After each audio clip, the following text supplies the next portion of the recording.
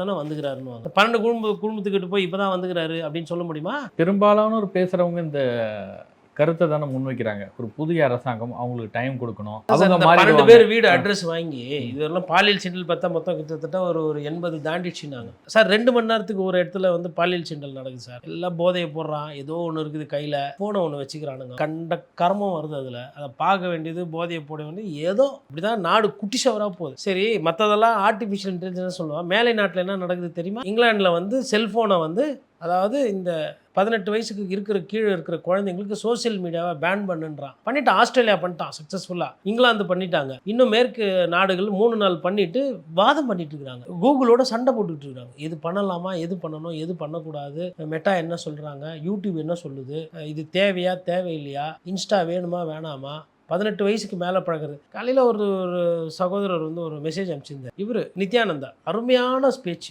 ஒரு நிமிஷம் வீடியோ. என்னன்னா, உங்கள் பிள்ளைகள் வளரும் போது அவங்களோட டிவைஸை மானிட்டர் பண்ணு. செல்ஃபோனோ லேப்டாப்போ எதுவோ என்ன பார்க்குறான், அதில் என்ன வருது மானிட்டர். 18 வயசு வரலாம் அதை பண்ணி தான் ஆகும். அவங்களுக்கு மேபி 18 வயசு தாண்டி கூட பண்ணணும்னா பண்ணலாம். ஆனால் அது சட்டம் எந்த அளவுக்குன்றது தெரியும். அட்லீஸ்ட் குறைந்தபட்சம் 18 வயசு வரலாம் மானிட்டர் பண்ணுங்க, ஃபஸ்ட்டு சொல்கிறது. ரெண்டாவது, மீறி கேட்கலன்னா செவிலே ஒரு அப்பு ஒன்று விடு, பிஞ்ச செருப்பாலே அடி. அது கரெக்டான வார்த்தை தெரியல, ஸ்லிப்பர்லேயே அடின்றாரு. சொல்லிட்டு இல்லைன்னா இது விளங்காமல் போயிடும், அடுத்த சமுதாயம் நம்ம கையை விட்டு போயிடும், இந்தியா கலாச்சாரத்துக்குள்ளே வரமாட்டான்றான். வெஸ்டர்ன் கலாச்சாரம் போகிறான். அங்கே வந்து 18 வயசு ஆயிடுச்சுன்னா அவன் போய் அம்மா கிட்ட போய் அம்மா காசு கொடு, துட்டு கொடு, மணி கொடுன்னு கேட்குறது கிடையாது. அவன் போகிறான், ஒரு பெட்ரோல் பங்க்கில் வேலை செய்கிறான், ஒரு சூப்பர் மார்க்கெட்டில் வேலை செஞ்சு அவன் வாழ்க்கையை பார்த்துக்கிறான். ப்ரைவசின்னு இங்கே நீ ஆத்தா அப்பனை நம்பி இருக்கிற நீ, உனக்கு என்ன ப்ரைவசி வேண்டி கிடக்குதுன்ற மாதிரி அவர் அது கருத்து சொல்கிறார். சார், யார் சொல்கிறாங்கன்றது முக்கியம் இல்லை.